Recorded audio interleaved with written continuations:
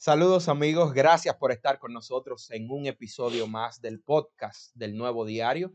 En esta nueva entrega vamos a conversar con el doctor Guido Gómez Mazara, quien es el exconsultor jurídico del Poder Ejecutivo y además es precandidato a la presidencia por el Partido Revolucionario Moderno PRM, un activista a tiempo completo de la política, una persona que también es de los medios de comunicación y lo tenemos aquí para conversar de distintos temas y que ustedes también puedan ser parte de esta conversación. Recuerden compartir, recuerden darle a me gusta, comentar y referirle este video a sus demás familiares y amigos. Como de costumbre, nos acompaña nuestro director general, don Percio Maldonado, Julia Muñiz, que está con nosotros también ya fija en este espacio, y Rafael Zapata, quien es nuestro coordinador de la redacción del Nuevo Diario. Saludos a todos. Muy bien. Saludos. Hola. Doctor, Muy agradecido. gracias por estar aquí con nosotros y compartir Un placer, como esta siempre. conversación. Y bueno, Jaime ha dicho, ha contextualizado, dice aspirante a la nominación presidencial. Justamente este año está definido como un año clave preelectoral. ¿Cómo definirlo? Ok, gracias por la invitación. De conformidad con el mandato de la ley, octubre es la fecha tope para que todas las organizaciones políticas definan sus candidaturas. Hablo en términos generales. Pero ha sido la Junta Central Electoral que ha pautado para abril 14 la fecha en que los partidos tienen que comunicar el método de elección. En mi organización hay una tradición de voto universal, directo y secreto. Inclusive vi unas declaraciones de un importante dirigente del partido hablando de que se habrá de celebrar mediante el método de padrón cerrado. ¿Qué significa eso? Que todas las personas inscritas en el padrón y otros que sean adicionados al proceso son los que van a participar en la convención. ¿Usted está de acuerdo con ese método? Lo ideal sería que la sociedad votara, pero no tengo ningún tipo de obstáculos, porque en buena justicia, en la tradición del PRD y el PRM, se ha votado con padrón cerrado.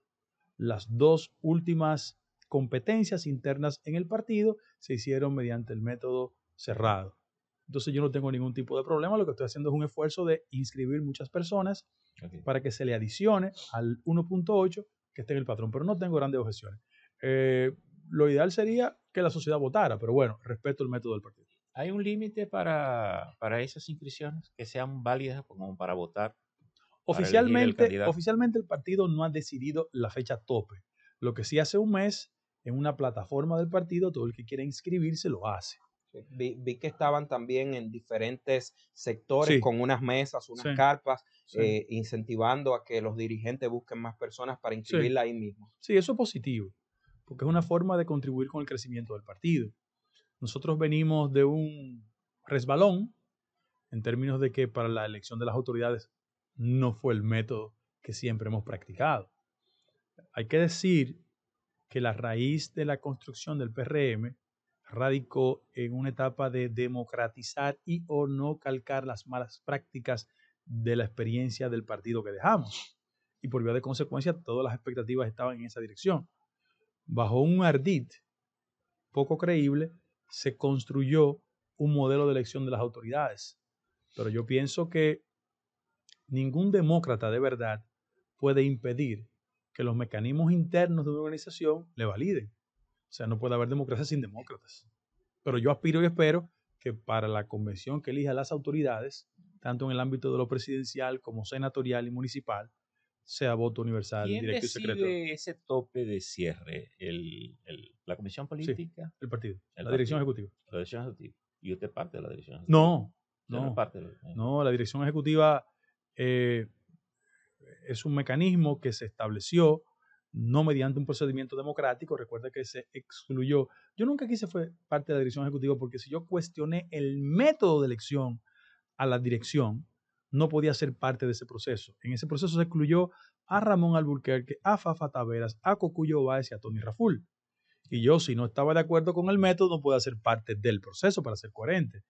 Un procedimiento que yo no estuve de acuerdo. Ok. Y bueno, entonces usted va a competir por la candidatura de su 100%, partido. 100%. Es decir, ya es una decisión Tomada. tomada y buscarlo. ¿Y cuál es su dinámica para captar y contrarrestar lo que pudiera ser la ofensiva del poder? En este caso, usted va a luchar contra el poder, en este caso. No, yo voy a plantear mis ideas y a competir por ellas. Claro. En la aberración cultural de la política dominicana, la gente cree que desde el poder hay licencia para todo. Pero yo siempre hago un balance. Yo tengo fascinación por la historia. Yo soy de los que se resiste a no mirar hacia atrás. Yo miro hacia atrás siempre. En el viejo partido, Guzmán quiso imponer a Magluta. Ganó Jorge Blanco. Jorge Blanco quiso imponer a Peña. Ganó Jacobo. El que daba empleo era Fello. Ganó Hipólito. Y Luis le ha ganado 2 veces a Hipólito. O sea, aquí hay una tradición de que cuando usted no se siente bien con el método y la forma, la gente va y vota. Conclusión, el poder da y quita. Claro, correctamente. Además, la noción de minoría en el viejo partido y en este es muy relativa. Yo me acuerdo en la convención del 11, cuando compitieron Miguel Vargas, Hipólito y Luis sacó 8%. Ahora es mayoría y ganó 2 procesos internos. O sea, es un péndulo, tú vas de mayoría a minoría y viceversa. Frente a eso, ¿qué yo estoy planteando hacia el interno de la competencia? Primero, una regla de carácter transparente. Que el que es autoridad y legítimamente puede estar a favor de cualquiera de los candidatos, si es autoridad tiene que pedir licencia. Usted no puede ser pitcher y catcher. Digo, eso es un partido moderno. Pero si usted es autoridad y compite, la condición de autoridad le genera una ventaja. Pide una licencia para que sus competidores se sientan en igualdad de condiciones. Y en ese mismo orden, como el proceso lo va a regular la Junta Central Electoral, repito, la convención para elegir el candidato presidencial, quien cuenta en la Junta, no el partido. Frente a ese acontecimiento, lo que uno debe tener es los cuadros, el personal para contabilizar las cosas correctamente. Yo siempre he creído en la norma de transparencia. Ahora, usar los recursos del Estado en un proceso de competencia interna, como le criticábamos al PLD, creo que no es lo correcto. Y frente a eso, yo solo quiero recordar, por esa fascinación que tengo por la historia, de que la inconsistencia de los políticos está a tiro de un clic. Entonces, yo tengo múltiples declaraciones del hoy presidente de la República diciendo que no estaba de acuerdo con la reelección. Inclusive, yo tengo la carta. Pero le atribuye a Ortega y Gasset decir que la palabra de los políticos hay que tomarla de manera provisional. Bueno, quizás esa es la razón por qué la sociedad dominicana tiene tanta impugnación con el comportamiento de la clase política. Porque los políticos no queremos con la licencia decir una cosa y hacer otra. Esa incoherencia que acabas de describir, Guido, como algo bastante normal entre nuestros políticos, ¿qué hacer para combatirla? Y de que esa forma que actualmente está tomando gran parte de sectores medianamente instruidos de nuestra sociedad, de repugnar a los políticos precisamente por esas incoherencias, no siga sangrando a los políticos y luego pueda venir una especie de vengador social o pueda venir una especie de salvador que al final nos lleve peor de como él nos encontró. Mira, ya cuando uno tiene cierta edad, uno hace referencia a los mayores, pero Dato Pagán Perdomo era un profesor ilustradísimo del país que instruyó a una generación importante y sus rivales intelectuales decían que Don Dato era tan narcisista que cuando hablaba torcía la boca para escucharse primero. Wow. Doy esto como referencia para que la gente sepa que la clase política se está hablando a sí misma y no tiene conciencia de cómo la sociedad tiene un ojo crítico respecto al comportamiento y la conducta nuestra. Te doy ejemplos. En la década de los 80 y todavía en los 90 la militancia era muy fuerte. Hay un proceso de reducción significativo del sentido de la militancia. ¿Por qué? Porque el ciudadano entendió que la cúpula de los partidos no lo representaba. Tenía agendas particulares y se fue o a la militancia ciudadana o a otro partido. Y fíjate que los acontecimientos ciudadanos de mayor importancia en los últimos 10 años en el país, 4% para la educación y Marcha Verde, no fueron estructurados desde los partidos políticos. Es una desconexión que hay entre la agenda de la política y la agenda de los ciudadanos. Frente a eso, yo creo que los políticos que no son consistentes, el país le pasa balance. Ahora, también las estructuras de los partidos políticos no hacemos un esfuerzo por enmendar ese error. Las escuelas de formación política en los partidos no existen, desafortunadamente. A pesar de que la ley Los establece obliga, que hay un los presupuesto obligatorio obliga. para esto. Y peor, los partidos políticos han entrado en una fase de privatización de los partidos. Explícanos eso. Bueno, la gente sabe cómo la cultura de lo privado ha ido interviniendo en todos los aspectos de la vida nacional. No estoy diciendo que es mala, es buena, porque hay herramientas fundamentales del sector privado que cuando se implementan en el sector público son noción eficiente. Bill Clinton tenía un libro como referencia que se llama Reinventar el Gobierno, de David Osborne, que él demostró que como en las políticas sociales había que repensar muchas cosas. La gente decía que los demócratas van a transformar las reglas. Sí, la transformaron, porque no es posible eternizarse con métodos, sobre todo que no dan resultados. En el caso específico de la República Dominicana, yo creo firmemente que en los partidos políticos hay una propensión más hacia impulsar mecanismos clientelares y no fortalecer la conciencia crítica de los partidos, de la militancia. Eso se ha traducido en una degradación de la calidad del producto político. Está prohibido disentir dentro de los propios partidos. Desafortunadamente sí, porque hay un proceso de privatización de los partidos, es decir, ya los partidos pasaron de los grandes caudillos a los nuevos dueños. Y tú ves que en cada partido hay gente que se siente dueño de la organización. Y ese es un punto interesante. Sí, usando el símil de la privatización. Sí. Posiblemente no hay ninguna actividad económica que sea más rentable que tener un partido político desde ese punto de vista. Eso es lo lamentable. Porque se toman el porcentaje, el 0.5% indexado del presupuesto, se toman los recursos que aporta la corrupción en términos prácticos, lo que puedan incurrir en estos actos, se toman las captaciones de los recursos privados, de manera que no hay industria que genere una rentabilidad tan alta como Bueno, por eso en América Latina el modelo partidario ha colapsado. Pero ese colapso del sistema partidario en América Latina podemos ver los resultados que a mi juicio son funestos. Sí, porque ya la cura salió peor que la enfermedad. Pero la incapacidad de la clase política de tener mecanismos de prevención condujo a eso. O sea, Acción Democrática y COPEI desde el año 1958 firmaron lo que se llamó el Pacto de Punto Fijo, que era un acuerdo de alternancia. 40 años después vino un hombre que se llama Chávez y rompió con la partidocracia. Uno. En Colombia, oye, para entender el fenómeno de Petro, que liberales y conservadores en Colombia se mantuvieron por 60 años en el control. La gente no entiende por qué surgen las FARC. Las FARC surgen porque un político sumamente popular en Colombia, que había sido ministro de Educación y fue candidato desde la senaduría, presentó una candidatura. Le dieron un balazo y lo mataron. Ahí comenzó el bogotazo.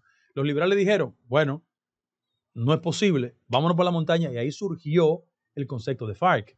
En el caso específico, por ejemplo, de México. Bueno, el PRI era la dictadura perfecta. Dijo Vargas Llosa. Hay una película. Dijo Vargas Llosa eso. Sí. ¿Y qué pasó? Bueno, un outsider dentro de los partidos, Andrés Manuel López Obrador, que era del PRI, gobernador del estado de Tabasco. Después se fue al PRD de allá, alcalde del DF, que es ser, en términos de población, más que República Dominicana. Construyó un movimiento independiente y es presidente porque la gente sentía que los partidos no lo representaban. La gente dice que en República Dominicana eso no ha pasado. No, eso ha pasado en República Dominicana. El mejor ejemplo es el PRM. Lo que pasa es que la gente cambió de siglas y la gente en el PLD se dividió y hay una sigla nueva. Ahora, si la gente entiende que esos partidos son más de lo mismo y son una especie de gato pardo, la gente va a romper con esos partidos. Pero en ese... perdón. En el caso suyo, doctor, que del 2000 al 2004 estuvo en el poder. ¿Vio? No, en el gobierno. El poder en el gobierno. Estuvo en el gobierno, en una muy buena, en una posición de gran relevancia. Luego pasa pues a las filas y luego del 2012, de la crisis que pasó en el Partido Revolucionario Dominicano, usted permanece en el partido, firme a sus ideales y firme, ¿no?, a tratar de recuperar lo que en su momento era el Partido Revolucionario Dominicano. Sin embargo, en toda esa trayectoria, el poder le venció. No, cada vez que usted iniciaba un proceso, siempre las sentencias, los fallos, los procesos, todo salía siempre en contra en las acciones que usted incoaba. de manera, ¿no? A veces hasta cierto punto nos quedábamos sorprendidos de este tipo de situaciones que en ese momento se daban. Ahora que nuevamente va a aspirar en una segunda ronda dentro del Partido Revolucionario Moderno, porque de la primera ocasión se retiró cuando vio, obviamente, que no le parecía correcto dentro de sus criterios la situación. Ahora que va nuevamente a aspirar a una posición, ¿qué usted cree que pudiese pasar diferente? Porque nuevamente usted está en una posición versus el poder. Ok, vamos por parte. El poder yo lo derroté y te lo leo socialmente. La falsa premisa de que la administración del poder favorecía desde el Tribunal Superior Electoral a Miguel Vargas, cada vez que ellos, producto de una coordinación política, nos daban una sentencia desfavorable, nosotros ganábamos en la sociedad. A tal punto que Miguel Vargas es electoralmente insignificante hoy en día. Ojo, un político del siglo XXI es un político que conecta con la sociedad, no que se legitima desde la mayonería, que son dos cosas diferentes. Resultado, Miguel Vargas no puede construir una candidatura de nada en esta sociedad. O sea, él perdió, nos perdimos nosotros. Pero peor aún, esa fuerza se desplazó desde el PRD al PRM. Y el que está favorecido por el voto popular es el PRM. Es decir, esa connivencia entre poder y Miguel Vargas no ganó, perdió. Segundo lugar, en el caso del PRM, un PRMista es un PRDista incómodo, que se fue de allá porque no se sentía cómodo y vino para acá. La gran desgracia de nosotros en términos de partido político y de organización es no reproducir los viejos vicios que decíamos combatir en el partido anterior. Porque hay mucha gente que se cambia de casa pero no de mañas. Si tú vives en la Francisco Villespes y no te levantas, y si te levantas por la mañana y no te bañas, y te mudas para Naco y no te bañas, tú sigues sin bañarte. Estoy haciendo un paralelismo, ¿no? ¿Verdad? Ahora, en el caso de competir contra el poder, yo te puedo decir honestamente que hacia lo interno del PRM hay un fenómeno en dos direcciones. La mayoría de la gente está de acuerdo con la cosa que yo digo y me lo dicen de manera privada. A mí me aterra que un partido del siglo XXI limite a la gente a expresarse en función de su conexión con la nómina pública. Eso es terrible, eso es una tragedia para un partido político. Frente a eso, vamos a ver los resultados. Vamos a ver si la fuerza del poder que se implemente en un proceso de convención, si se implementa, no reproduzca los viejos vicios de la política que la gente decía que lo hacían otros. Y si nosotros lo hacemos, habrá la misma consecuencia. Porque la sociedad ha ido construyendo un mayor nivel de toma de conciencia. En el PRM, y escúchame que hable en primera persona, la gente sabe en la dirección media de la base del partido que las cosas que yo postulo y defiendo se acercan más al ideal que ellos tienen de la política que la que tienen otros. O sea, la mayoría de los PRMistas hoy se fueron del PRD porque no había democracia interna. Doctor, okay. a sabiendas de esos vejámenes que decía Julia, usted pasó en el PRD y que podemos decir ha iniciado a pasar ahora en el PRM. De hecho, muchos dirigentes de ese partido lo califican como la piedra en el zapato del gobierno actualmente. ¿No ha pasado por su mente la creación de un partido ya para usted formar tienda aparte, como se dice por ahí? Pero mira, quizá por mi tradición familiar yo no tengo una cultura de la queja, ¿eh? Yo no siento que son vejámenes. Yo te digo una cosa con mucha honestidad. Yo he tenido la suerte de que mis adversarios son muy idiotas. Y en el balance de los acontecimientos, la historia me ha dado ventaja de este lado. Yo dije un día que Miguel era un político que quería un partido chiquito para grandes negocios. La sociedad dominicana cree eso. Cuando yo dije que había que ir a un proceso de transparentar la conducta de los PLDistas, yo fui a la justicia y ahí está Jan Alain, ahí está Cáceres, ahí está Gonzalo. O sea, esos son los resultados. Lo que pasa es que hay mucha gente que asume la política como un acto de inmediato. El inmediatismo ha hecho la política un espacio fatal. La política requiere gente que tenga pensamiento y una visión a corto, mediano y largo plazo. En el caso del partido, la verdad es que la rabalización en el debate de las ideas conduce a que mucha gente diga que Guido es una piedra en el camino o una piedra en el zapato. Vamos por parte. Cuando los compañeros le sudaban las manos y le temblaban las rodillas para someter a los PLDistas, en tiempo de poder del PLD, ¿quién los sometió? Yo. ¿Por qué ellos no se atrevían? Tú sabes por qué no se atrevían. En ese mismo orden. Ahora que la gente dice que yo soy una piedra en el camino. No. Yo tengo una concepción profundamente democrática. Yo pienso que los partidos políticos tienen que ser expresión de diversidad. Y que cuando en un partido político hay una verdad única, es el Partido Dominicano. No es un partido, hablo de Trujillo y su partido, no es un partido plural. Yo me refiero al primer compañero de partido que me presente argumentos. Yo tengo una visión de carácter social diferente a la del compañero presidente de la República. Pero eso no significa que no podamos coexistir, porque la cohabitación es la regla de la política inteligente. ¿Dónde yo difiero del compañero presidente? Primero, yo recuerdo la cosa que yo coincido con el gobierno. O sea, yo pienso que con un entorno internacional de 4.9% del crecimiento es una manifestación de que vamos bien. Yo pienso que las políticas de recaudación del gobierno se han incrementado 18% con respecto al año pasado. Vamos bien. Yo pienso que hay 14.000 millones de dólares de reserva. Vamos bien. Yo pienso que hay aspectos como la valoración del peso con respecto al dólar. Vamos bien. Yo estoy a favor de que el comité de salario es un acto de racionalidad, que el empresariado, los trabajadores y el gobierno hayan concertado un incremento salarial. Lo que pasa es que el poder le genera una epidermis un poco extraña a la gente y no hay capacidad de crítica. Como no hay un espacio para una discusión civilizada, hay aspectos del gobierno que yo no estoy de acuerdo. Por ejemplo, a mí me lacera el alma pensar que el Bandex ha dado más financiamiento para las clínicas privadas que la política de exportación. Y el Bandex es un banco para la exportación.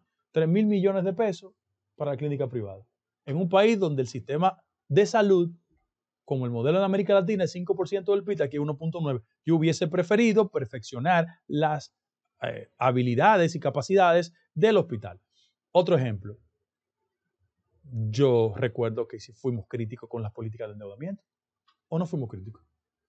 Ahí están los documentos. 27.000 millones de dólares. Eso significa que en el presupuesto nacional hay 21.000 millones de pesos que hay que pagar mensualmente. Nosotros fuimos críticos de ese modelo. Lo estamos haciendo.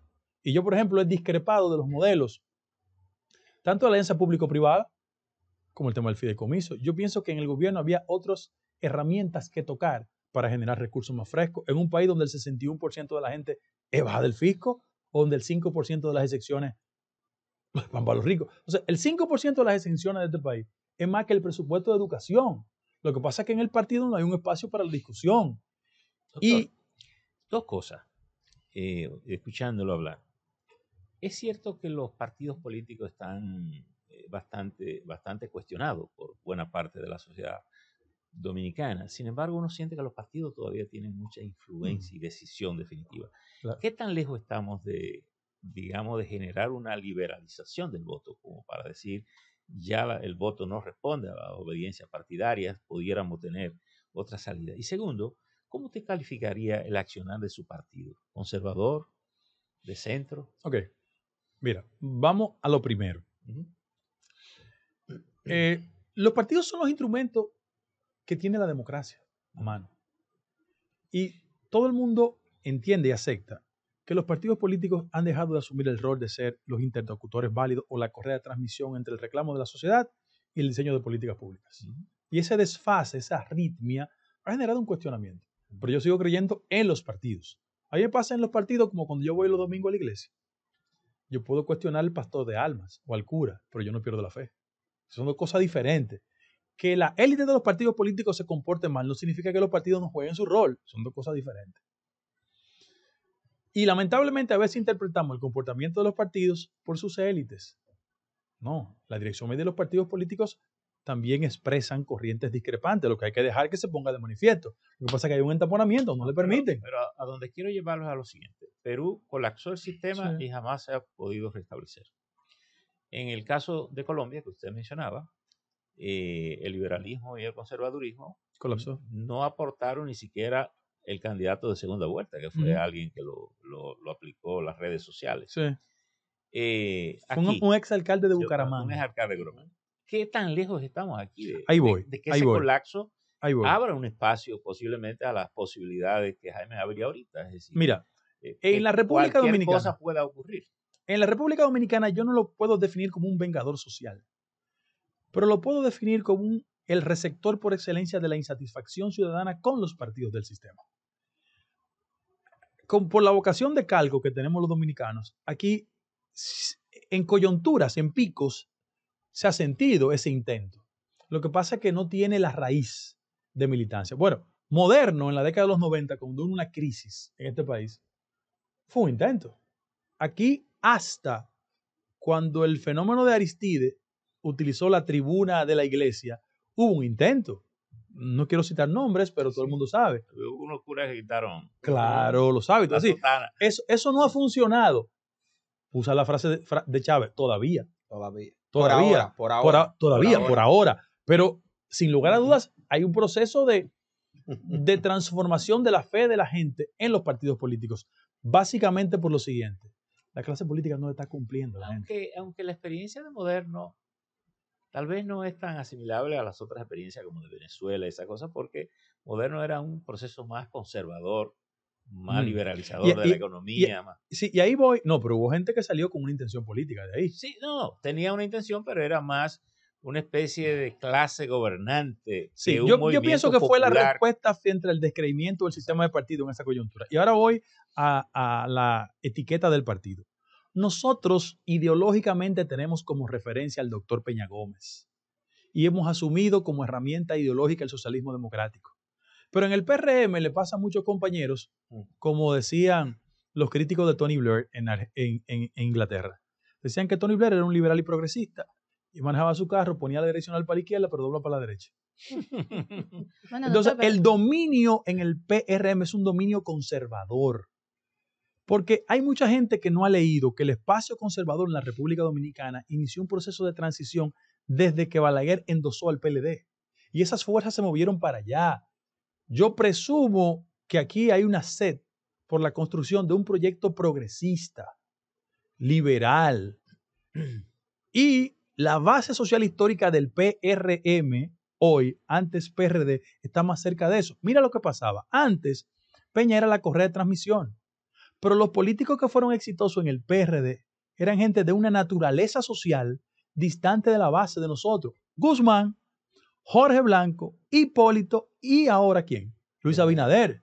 Es decir, nosotros seguimos siendo un partido de una base popular importante, pero los candidatos que hemos tenido no necesariamente tienen una articulación con esos sectores. ¿En ese sentido? Se debe el fenómeno a que, entre otras cosas, las masas siempre han tenido mucha fe. Decía, sentado en esa silla donde está usted, presidente Hipólito Mejía, cuando se le cuestionó sobre el caso del doctor Peña Gómez, dijo que el doctor Peña Gómez no llegó a ser presidente porque nunca quiso admitir su origen haitiano. ¿Comparte usted ese criterio? Totalmente en desacuerdo. Totalmente en desacuerdo.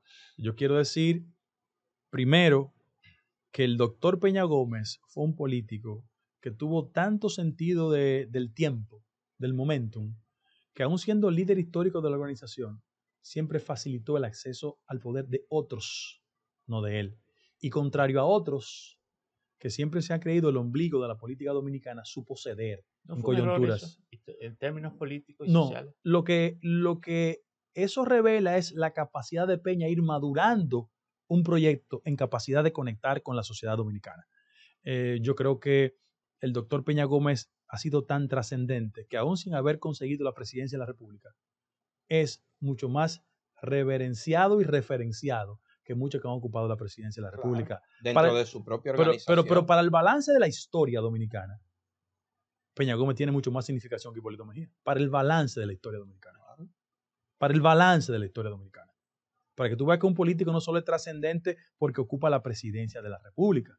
Ulises Francisco Espaillat es mucho más trascendente y Pedro Francisco Bono que todos los presidentes que en ese siglo ocuparon el poder. Gregorio Luperón es mucho más trascendente que Ulises Geró. Los políticos dominicanos deben tener mayor conciencia histórica, pero yo nunca he creído, ni creé, ni voy a creer que el doctor Peña Gómez, el tema de lo racial fue un impedimento para su éxito electoral. Guido, durante mucho tiempo hemos visto tu seguimiento a los casos de corrupción, sí, pero en el PRM también se han dado algunos casos de corrupción. Vemos el caso y todos los escándalos que hay en el proyecto Supérate, vemos todo lo que está ocurriendo con un tribunal en la Florida que ha demandado a la República Dominicana por el caso de Isposdom. Estamos viendo también lo que ocurrió y que ya dejaron descargado la Lotería Nacional, entre otros casos que han ocurrido en este gobierno. ¿Cuál es tu apreciación sobre eso? Mira, la política requiere mayor rigurosidad. El éxito de nosotros, hay un fenómeno invisible que nunca es materia de debate. Nosotros con el éxito en el 20 fuimos capaces de desmontar a un PLD que por muchos años tuvo el patrimonio de la transparencia y de la ética, como una heredad de Juan Bosch. Por eso se le votó. El mismo partido que dividía la sociedad entre PLDistas y corruptos, que hacía marcha de 1 millón de hombres serios, fue el partido que en el ejercicio del poder se deterioró tanto y que la gente dijo no era verdad. Y cuando miró hacia nosotros, lo hizo bajo en el entendido, entre otras cosas, que el factor de transparencia y de la ética era importante. Fíjate que ya el PLD descendió de sus banderas el tema de la ética. Eso fue un logro de nosotros. Ahora, digo, por bastante tiempo nos tomó. Ahora, si nosotros no somos capaces de preservar el espíritu de la transparencia y de la ética en el gobierno, escúchame la expresión, pero nos vamos a joder. Pero así como usted dijo ahorita, vamos bien con la reserva bancaria, vamos bien con el crecimiento económico, vamos bien con esto, vamos bien con el tema de la transparencia y la corrupción. Hay aspectos que hay que mejorar muchísimo. Mira por qué.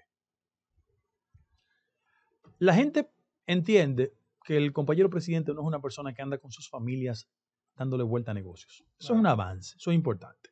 Bastante. Ahora, la justicia tiene que medir a todos con la misma vara.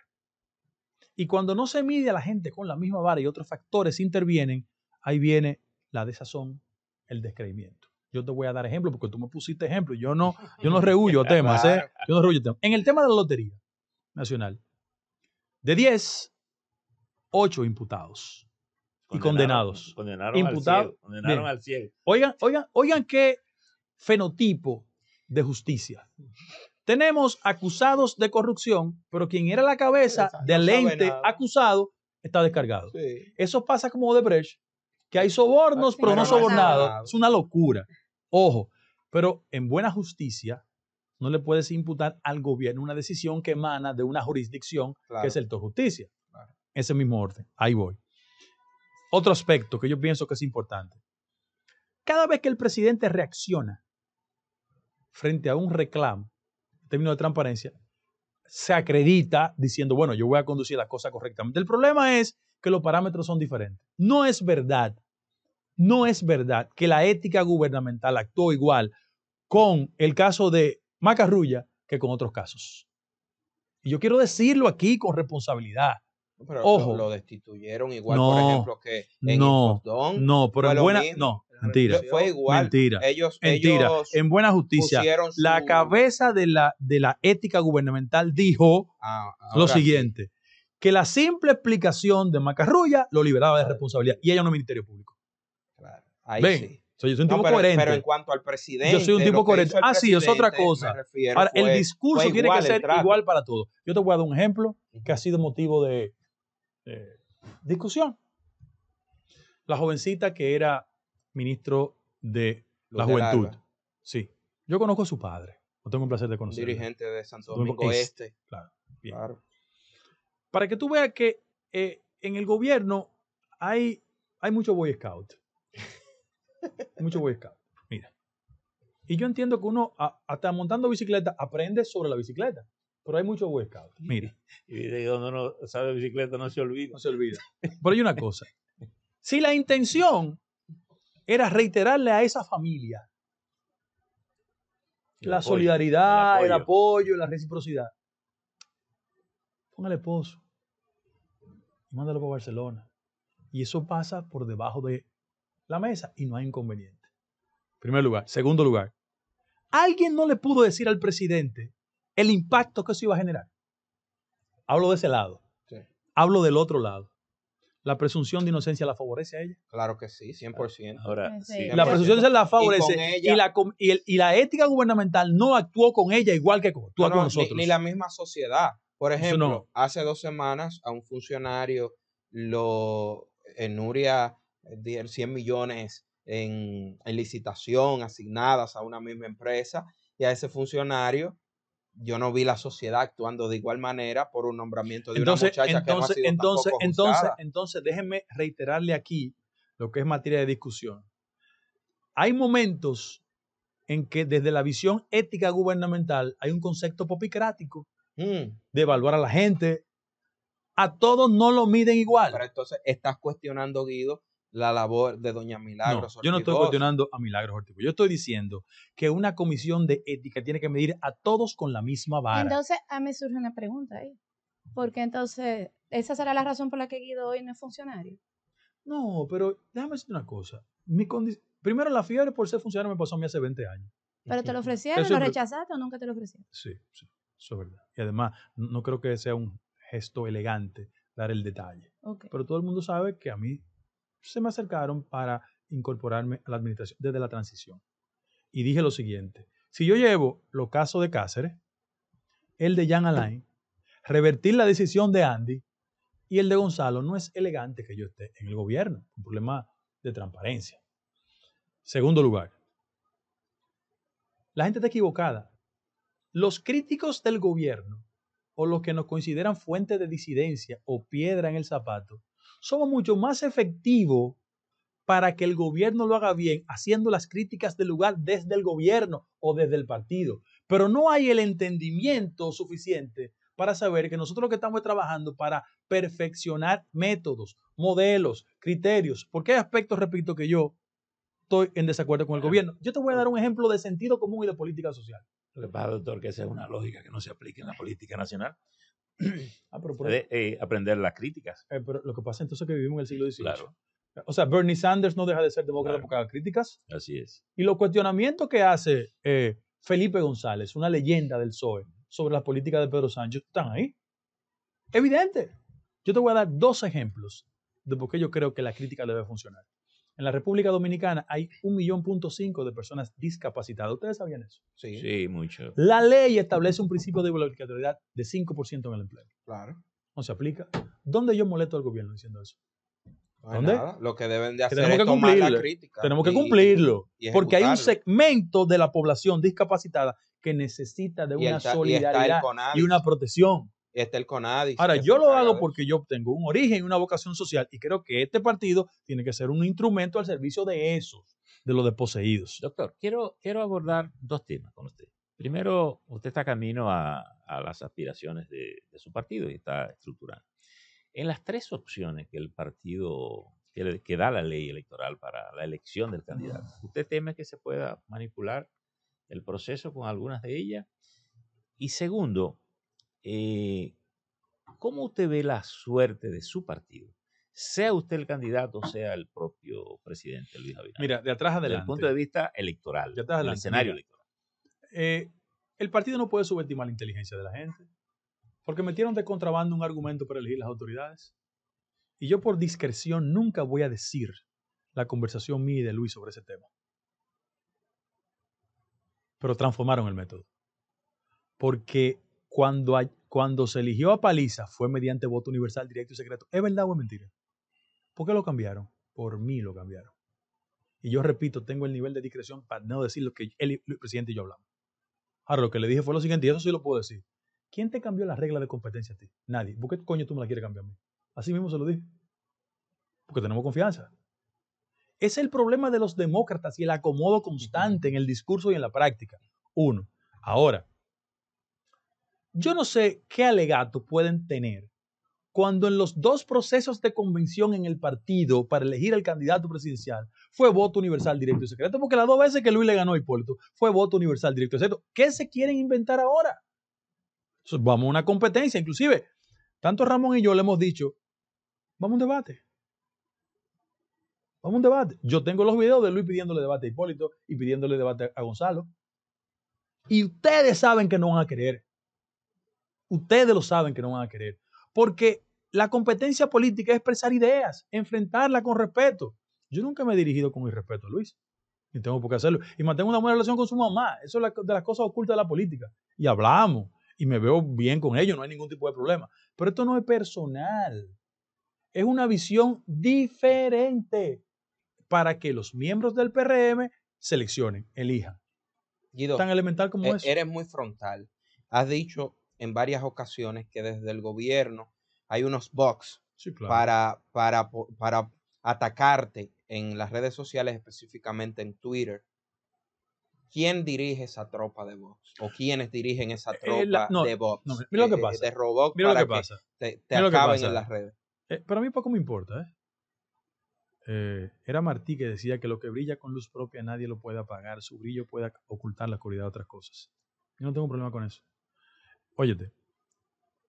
Y ustedes son gente de los medios, ¿verdad? La posverdad ha degradado el sentido de la opinión. Y a mí me apena que mi partido en tiempos de oposición, que fue víctima de esos procedimientos, que criticamos tanto el bocinaje, incurra en esa práctica. Eso es degradante. Aquí hay gente que le pagan por Twitter. Yo tengo contratos de gente que le pagan por Twitter. ¿Contrato? Sí, de gente que le pagan por Twitter. Subido. Entonces es una falsificación del debate de las ideas. Que lo usen contra mí o contra otro, yo creo que es incorrecto. Es incorrecto. Eso no es bueno, eso no es saludable para el debate de las ideas, porque el sentido de la modernidad implica no reproducir las viejas prácticas de la política que nosotros combatíamos. Y es verdad que lo hacen. Pero ¿quién lo hace? ¿Quién dirige esa tropa? No, aquí hay un extranjero en eso. Y cometen tanto el error, aliados con dominicanos. Y cometen tanto el error. ¿Desde el Palacio? Sí, claro. Y cometen tanto el error de llamar a gente que es amiga mía, porque aquí hay relaciones primarias. Claro. Y esos amigos míos me dicen, mira, me estoy ganando un dinero y me están poniendo a hacer esto. Digo yo, hazlo. Pero eso que es difícil gobernar un país chico. Sí, claro. Yo tengo un amigo que... Hay mucha colindancia. Sí, yo tengo un amigo... Óyete, a los amigos que hacen eso, que tienen que averiguar cuáles son las relaciones subterráneas. Porque aquí hay gente que... los otros días fueron a un sitio a acabar conmigo. Un expresidente. A acabar conmigo. Y no se dio cuenta que el segundo apellido de la persona que él está hablando era Mazara. Ay, mi madre. Y hablan cosas. Doctor, vamos a echarle una ojeada al país con respecto a su modelo económico de desarrollo, que hay unas diferencias que se han ido profundizando en la desigualdad social y que generan un poco toda esta diferencia profunda y esa idea del escape como única posibilidad de progresar, y la gente anda buscando cómo meterse por algún lado en un rincón del planeta. ¿Cuál es su visión de lo que debemos hacer como país y desde el punto de vista de su condición de dirigente político y aspirante a la nominación presidencial? Claro. Y te agradezco la pregunta porque me da la oportunidad de exhibir esa visión diferenciadora que yo tengo. Yo le agradezco a Peña Gómez y a la tradición histórica de la vida política dominicana que obligaba a los políticos a estudiar los temas esenciales. Mira, la gran aberración y desafío que tiene el modelo democrático dominicano es el nivel de desigualdad social, que se expresa de múltiples maneras. Hace 25 años en la República Dominicana 10% de la población concentraba el 34% del ingreso. Hoy el mismo 10% de la población concentra el 55% del ingreso. Tenemos un modelo estructuralmente desigual en sociedades donde los elementos ideológicos no son el factor que conduce a la gente. La gente piensa en el estómago y en el bolsillo. Ahora, vamos a las políticas que ha abordado el gobierno, la que yo discrepo y la que coincido. El factor inflacionario. ¿Cómo se ha conducido el gobierno en materia de combatir la inflación? Con un modelo que yo discrepo. ¿Qué ha hecho el gobierno? El gobierno ha dicho, miren, primero, los 85 mil millones de pesos que tuvimos que gastar con la crisis sanitaria, COVID. Y en segundo lugar, una crisis entre Ucrania y la Unión Soviética ha motivado una perturbación de la economía. Y el gobierno ha dado manifestaciones positivas. La economía crece 4.9, pero el nivel de inflación, el Banco Central lo proyectó el año pasado a 4%, terminó en 7.8. En una economía donde el factor inflación se impone al crecimiento, hay desigualdad. Entonces, ¿cuál es el problema? Que los elementos fundamentales donde la desigualdad se pone más de manifiesto es en el salario, en primer orden, y en segundo lugar, en el costo de la vida. ¿Vamos al costo de la vida o vamos al salario? Estoy usando cifras del Banco Central. El Banco Central dijo el año pasado que el último trimestre hubo un deslizamiento de 8 puntos a 7.4. Sin embargo, el costo de los alimentos, el factor inflacionario lo levantó a 34%. ¿Qué significa eso? Que en el quintil más pobre, o sea, lo que menos ingresos tiene, se necesita 24 mil pesos para la canasta básica. Y en el quintil más alto, 69, el promedio 42. Es la primera vez, salvo la crisis de Hipólito Mejía, que el salario mínimo en la República Dominicana es menos del 50% de lo que se necesita para la canasta básica. Aquí hay un problema en la estructura. La gente me dice, ¿tú qué? Esa es la crítica, la propuesta. Yo pienso que el gobierno tenía alternativas mucho más inteligentes para generar recursos. Yo hubiese preferido, antes de incurrir en el tema del fideicomiso y las implicaciones que tiene generar más empréstitos internacionales, reducir de 61 a 30% la evasión fiscal. Ahí tú tienes recursos. Claro. En segundo lugar, la gente dice, tú tienes un discurso social. Pero ahí hay que trabajar mucho. No, hay que ser eficiente. Sí, hay que ser eficiente y trabajar. Hay que ser eficiente. En segundo lugar, la gente dice, tu discurso social puede corroerte simpatías en los sectores ricos. No. Es que no es posible que las exenciones fiscales superen el presupuesto de la educación. Tú tienes que sentar a los sectores importantes y decirle, mire, apuesten a la paz social. Con paz social, sus ingresos se van a incrementar. Ahora, no podemos tener un país tan desigual. ¿Tú sabes por qué? Porque el 10% de los más pobres solo genera el 1% del ingreso. Entonces, ahí tenemos un problema en la estructura dominicana. Más allá. ¿Cuáles son los factores de la economía dominicana que hemos exhibido como crecimiento? Y tenemos que quitarnos el sombrero. Zona franca, turismo y remesa. Vamos por partes. Remesa. Incorporaron 10.000 millones de dólares a la economía dominicana. ¿Cómo impacta en el sector empleo? Nada. Nada. En ese mismo orden. Turismo. Muy bien. El turismo representó 177.000 empleos. Tiene un efecto encadenante en la economía. Claro. Pero le quiero dar una mala noticia a todos. Los recursos que vienen del sector turismo son la fuente de repatriación de capitales por excelencia. O sea, el operador turístico que está en España, el dinero se queda allá. Hay que decírselo. Es verdad que tiene un impacto en la economía dominicana significativo. Ahora vamos al sector de zona franca. Generaron 190.000 empleos directos. Es el sector que más mujeres ha empleado en el país. Y hay que quitarse el sombrero con el sector de zona franca. ¿Cuál es el salario promedio? $310. O sea, estamos generando una economía que en los números formales, la calidad del empleo tiene un común denominador, salario bajo. Entonces, el modelo económico dominicano tiene que dar el gran salto. No estoy cuestionando ese modelo. Lo que estoy diciendo es que tiene que mejorar sustancialmente. Vamos al sector que más impacta. Porque la inflación el año pasado se tradujo en un descenso de 10% del poder adquisitivo, del salario real. ¿Qué pasa en la economía dominicana? Una economía que tiene 800.000 personas en el sector informal de arrancada no va bien. Porque si la única opción de generación de empleo es el sector informal de la economía, es un sector de bajo salario y baja calidad en el empleo. ¿Quiénes están empleados?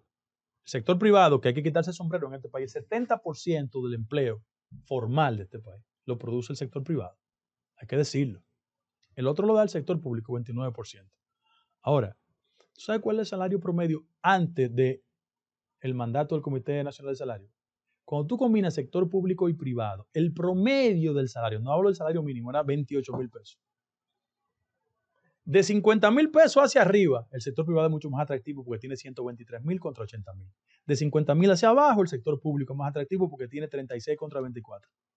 Todos los que estamos aquí sabemos que la canasta básica no se cubre con eso. Ahora, ¿qué ha hecho el gobierno inteligentemente? Porque hay temas que yo estoy de acuerdo con el gobierno. El gobierno, consciente de ese cuadro social, ha hecho dos cosas que hay que aplaudirse. La política de subsidios. Ese es el colchón de quienes perdieron su poder adquisitivo o el empleo que tienen en el sector informal. ¿Qué significó la política de subsidios el año pasado? 85.000 millones de pesos. Eso, en términos, ustedes son popis ya, ustedes no tienen idea de eso, pero... Yo tengo una pregunta. De la joya de guerra no puede haber. No, pero... no puede haber. Candidato, cuando el banco llama 3 veces al día, no puede haber. Los niveles de evolución de esas corbatas reflejan que ya salimos de guerra. Oye, pero vamos por partes. Mira. No me haga hablar. Es una distensión, para relajar. Pero vamos por partes, mira. Todos ustedes saben que cuando la economía está generando 800.000 empleos en el sector informal, no andamos bien. No, para nada. Ahora, vamos al sector formal. 28.800 pesos. Hermano, yo no sé de ustedes, pero todo el que va al supermercado sabe que eso le está dando en la madre. El gobierno, como respuesta inteligente, hizo lo siguiente. Política de subsidio. Cuando yo lo rajaba por lo de Popi, es lo siguiente. El nivel de ingreso a 16 de agosto del 2000 era 850,000 personas recibían los programas sociales y el monto era 800 pesos. Ahora, en medio de una inflación, tenemos 1.4 y 1.600 pesos. Eso está bien por el gobierno. Muy bien. Ahora, esos son anestésicos. Eso no es para dar salto. Claro. Y tenemos que discutir eso, dar el salto. Mi preocupación como ciudadano es que en un mundo desideologizado y la República Dominicana más, cuando el Estado no es capaz de generar expectativas mínimas en la gente, la salida masiva es la única opción que tienen los dominicanos y dominicanas. 650% se incrementaron los pasajes de ida a Guatemala el último año. ¿Ustedes saben por qué? A la vuelta. Entonces, cuando una sociedad solo le presenta la alternativa de irse a la gente, no andamos bien. Esto no es una crítica al gobierno. Esto es un modelo que ha colapsado, que tiene que acercar a los pocos que tienen mucho y al resto que no tiene nada a ser un país mucho más cercano. Oiga lo que le quiero decir. Yo no sé las edades de tus hijos, yo sé que tú eres abuelo ya, no sé la de ustedes, pero tú quieres que tus hijos vivan en este país. Y no quieres recibir a las 12 de la noche la llamada de que me atracaron, me asaltaron, me robaron. Eso pasa porque el modelo de crecimiento en la República Dominicana es desigual. Yo quería preguntar algo ahí, doctor. Yo quisiera que nos fuéramos un poquito al futuro y vámonos a que ya pasó la convención. Y por HR, Guido no gana o no participa. Se ha especulado mucho a un Guido como vicepresidente de Leonel Fernández. Se ha especulado mucho de un Guido como un vicepresidente de Luis Abinader. ¿Qué pasaría con Guido Gómez Mazara en ese momento? Eso es ciencia ficción, pero mira lo que te voy a decir. No, pero han especulado. Ciencia ficción. Pero vamos por partes. A mí me encanta porque él no me sabe. Miren, señores, el don de la palabra y un discípulo 1A. ¿Desde qué le arranca llegar ese micrófono? Vamos por parte. Dígame, doctor, le escucho. Le escucho. Sin mareo. Vamos por parte. En primer lugar, yo aplaudo. Parece que tú le metiste mucho cuento. No, esa es mía. Yo aplaudo la creatividad de la política dominicana.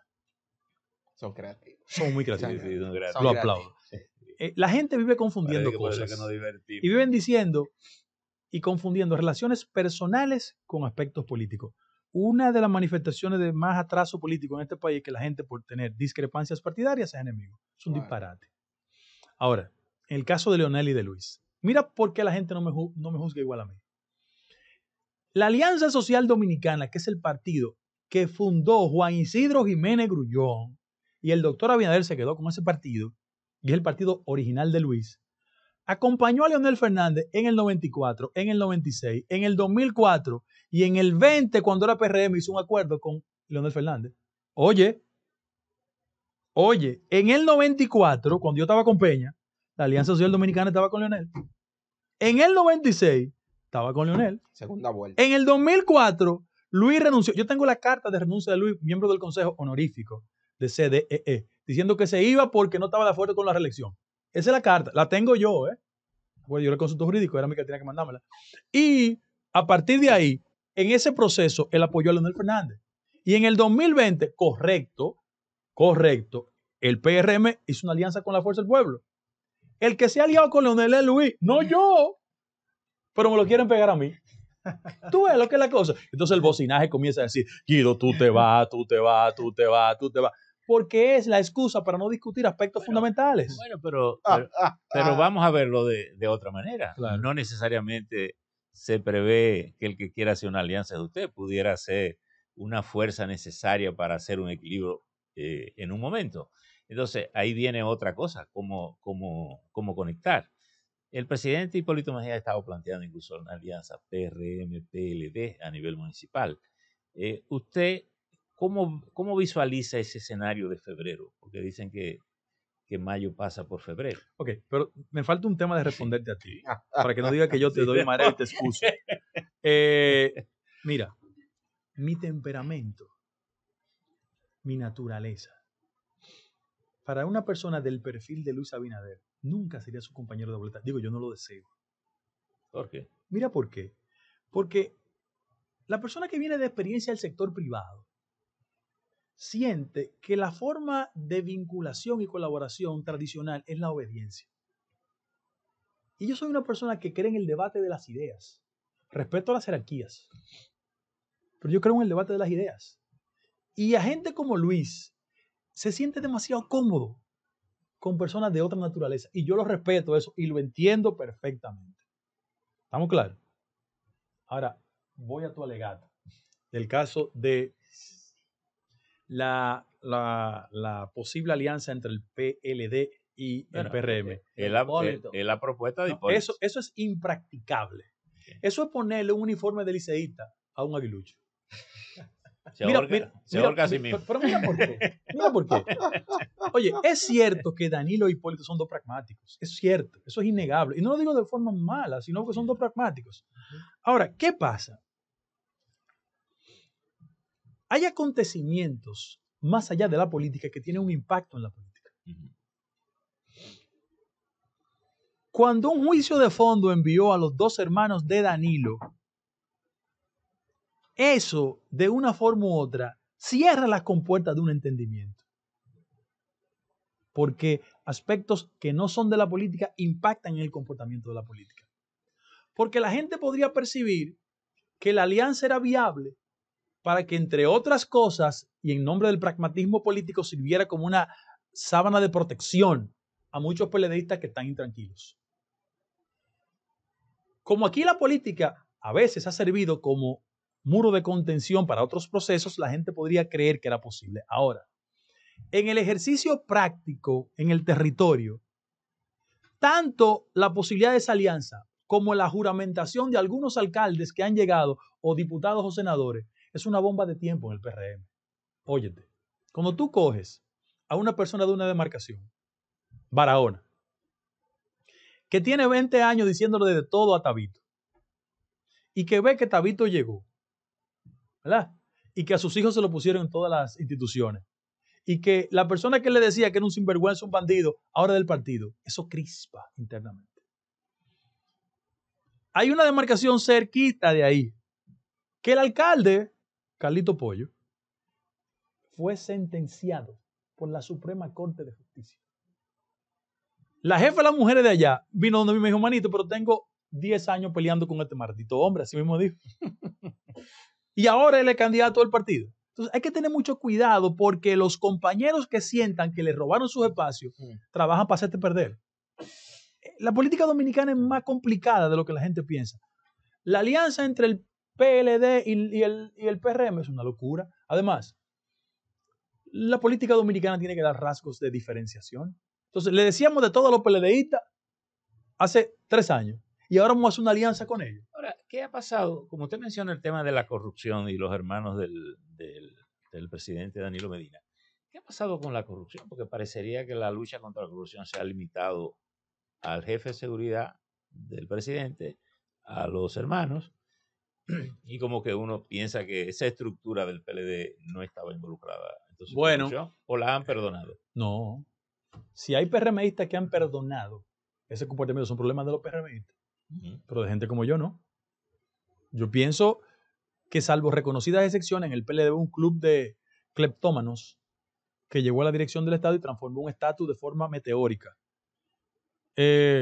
Además, por esa vocación de amarres subterráneos, es que hay gente que anda extrañamente tranquilo por la calle. ¿Cómo es posible que José Ramón Peralta esté tranquilo? ¿Cómo es posible? ¿Qué pasa con el expediente de Gonzalo que no camina en la velocidad que hay que caminar? Que interrogaron a todo el mundo ahí. ¿Qué pasa? ¿Qué pasa con el tema eléctrico? Porque si la política en el PRM se coloca en función del interés de continuar sin preservar el espíritu ético y de transparencia, nos jodimos. No, porque una parte del conglomerado que votó a favor de nosotros lo hizo porque entendía que era la herramienta de decencia, pero para perseguir la práctica de corrupción. Yo se lo quiero recordar a mis amigos del PRM. El día que ganamos, del 55% del padrón electoral fue el que votó. Una abstención de 45% y sacamos 28.5% del 55%. Una mayoría precaria que ganamos en primera vuelta. Y no es verdad que todo el mundo era del PRM. Mucha gente de la sociedad civil, Muchos PLDistas hartos del PLD votaron. Eso es mucho cuidado. Si alguien quiere, en nombre de ser simpático, aplaudir práctica de corrupción. En un programa, hermano, en Estrellas de la Opinión, dijiste dos cosas. Número uno, la acusación a Miguel Vargas Maldonado de una auditoría de aproximadamente 2.000 millones de pesos dominicanos. Y dijiste también respecto a esto de los alcaldes, específicamente del alcalde de Higüey, Cholitín Duluth, de que él revisen algo de unos fideicomisos, de unos basureros, de unos terrenos.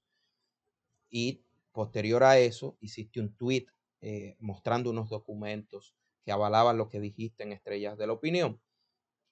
Cholitín te ha increpado para un debate. ¿Cuál es tu respuesta a eso que ha dicho Cholitín? Desde Paco Escribano hasta Raymond Pozo, el país anduvo por Pololo, Freddy Veras Goico, Milton, Roberto, Cuquín. Y por casi 40 años han generado mucha risa en la población. Este es un país que necesita de la comedia. Yo tengo la impresión de que hay gente de la política, anyway, que quiere sustituir las destrezas de esos comediantes. Guido. Ay, papá Dios. Hemos visto, déjeme hacerle esta última Rafael pregunta, tiene por favor. una pregunta final. Hemos visto cómo el gobierno ha logrado llevarse muchos alcaldes de la oposición en los últimos días. ¿Entiende usted que esto pudiera causarle roncha a lo interno del partido con compañeros que incluso actualmente tienen aspiraciones, pero que ya se dice que se la van a ceder a esos que han llegado de la oposición? ¿Eso es bien o mal para el partido a su juicio? Mira, la última pregunta. Gracias por la invitación. Pero voy a repetir. Mira por qué son Boy Scouts. Mira por qué son Boy Scouts. Eso va a generar contradicciones internas. Porque hay gente que está esperando en la fila. Claro. Bien. Pero si la intención era traerlo, y yo repito aquí que esa adhesión no es producto del discurso seductor del gobierno, es otra cosa. Pero oye una cosa. Si lo querían traer y están conscientes de la reacción inmediata en la dirección media en la base del partido, si la intención era esa, búsquenle un partido aliado de esos partidos que ustedes tienen, que son partidos del presupuesto nacional. Pónganlo allá y la reserva obligatoria del 20%, incorpórenlo ahí. Pero usted está como dijo el abogado aquí, vamos a hacer bien lo mal hecho. No. No. Eso fue Ramón Pina Acevedo. Sí. No, yo estoy diciendo que son unos Boy Scouts, porque ni eso saben hacer. Bueno, Eso no es lo correcto, ¿eh? Y no estoy de acuerdo con eso. Pero, sin lugar a dudas, eso le va a generar muchos problemas al interno del partido. Ha sido muy grato tenerlo en esta conversación. Deseo suerte, y como esto es una carrera larga, yo sé que este va a ser el primer párrafo de una conversación que va seguro a continuar hacia el futuro. así Muchas mismo gracias. es, a los Gracias. amigos también que están con nosotros y que han llegado hasta aquí, que por favor se suscriban a este canal y que también le den me gusta y comenten y compartan. Continuamos en un momento con otro episodio del podcast del Nuevo Diario.